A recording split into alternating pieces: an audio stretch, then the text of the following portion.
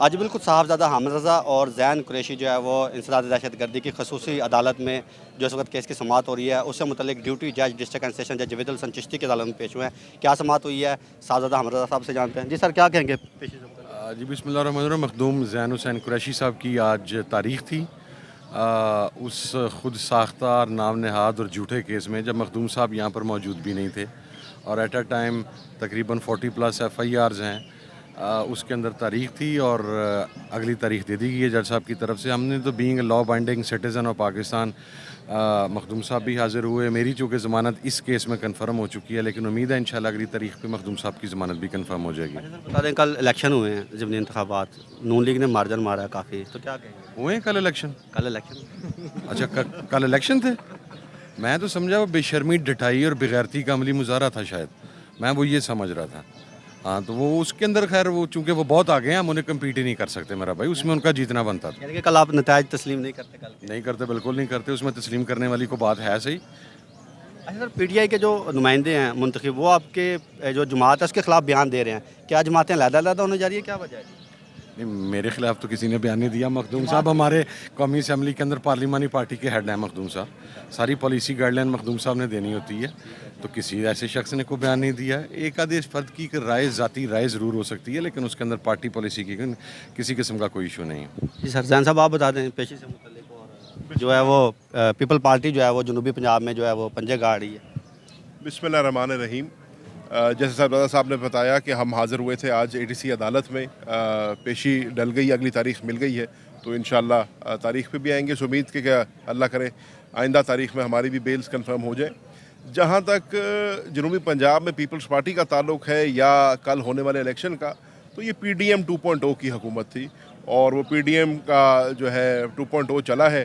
8 फरवरी का इन्होंने आपको रिपीट टेलीकास्ट एक दिखाई है।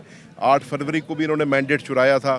8 फरवरी को भी पाकिस्तान की आवाम ने इमरान खान साहब को चुना था, इमरान खान को उम्मीदवारों को चुना था और कल भी ऐसा हुआ है।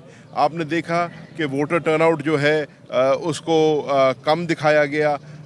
बहुत सारी जो है हमारे कैंडिडेट्स जो मौजूद हैं उन्होंने उसके ऊपर जो है ख़दशा ज़ाहिर किया कि बैलेट स्टफिंग की जा रही है। फॉर्म 45 जो है वो पहले ही उनसे ले लिए गए थे, साइन स्टैम्प पहले करा लिए गए थे।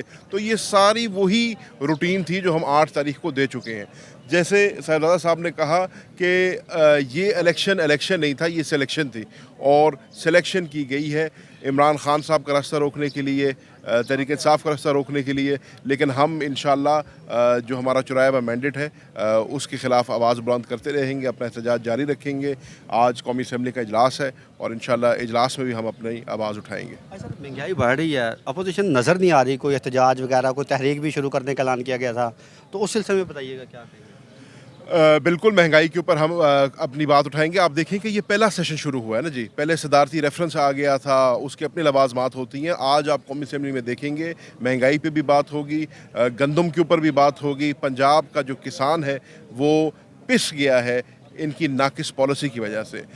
जो हमारी चीफ मिनिस्टर साहिबा हैं वो 16 रुपए की रोटी की तो बात करती हैं, लेकिन पंजाब का जो किसान है जो अपना खून पसीना एक करके वो गंदम देता है जिससे रोटी बनती है, आज उसको उसका मुआवजा भी नहीं मिल रहा। आपने सपोर्ट प्राइस जो है 3900 की अनाउंस की हुई है, लेकिन आप पंजाब के किसी ज़िले में चले जाएं 2400, 2500, 2600, 2700 पे गंदम बिक रही है। और उसकी वजह ये है कि इन्होंने सपोर्ट प्राइस अनाउंस करने के बाद ये भी साथ अनाउंस कर दिया कि पिछले साल अगर 4 मिलियन टन की हमने गंदम ख़रीद की थी तो इस साल 2 मिलियन टन करनी है। फ़ायदा किसका हुआ? आरती का हुआ, मिडल मैन का हुआ, उसका हुआ जिसके पास होल्डिंग कैपेसिटी है। इन्होंने बारदाने के लिए कह दिया जी 6 एकड़ से ज़्यादा जिसकी ज़मीन है उसको बारदाना नहीं मिलेगा और 6 एकड़ वाले को भी 6 बोरियां फ़ी एकड़ मिलेंगी। तो 36 बोरियां अगर किसी को मिलती भी हैं, 36 बोरी में तो मेरे भाई वो ट्रॉली का किराया भी पूरा नहीं कर सकता। ये होता है कि जब आपको समझ ना हो, तजर्बाकार ना हो और आपको एक्सपीरियंस ना हो तो इस किस्म की जो है पॉलिसी बनती है। हम इसकी सख्त मजम्मत करते हैं। पंजाब के अंदर किसान जो है पहले पिस गया है। बिजली का रेट आपने बढ़ा दिया, डीजल का रेट आपने बढ़ा दिया, खाद उसकी जो है ख़रीद से बाहर चली गई है, यूरिया बाहर चली गई है। अगर 2400-2500 के ऊपर उसकी गंदम बिकती है तो जो उसने अपनी फसल पर खर्चा किया उसका खर्चा भी पूरा नहीं होता। तो इंशाल्लाह आज कौमी असेंबली में इसके ऊपर भी बात करेंगे। लास्ट ये बता दें, कल पीटीआई के वोटर जो हैं वो बहुत कम निकले हैं या निकल ही नहीं पाए? नहीं, वोटर तो बड़ा निकला है, वोटर टर्नआउट भी अच्छा हुआ है, लेकिन पता नहीं क्या हुआ, उसके निकलने तक और डब्बे तक पहुंचने तक कोई गड़बड़ हो गई है।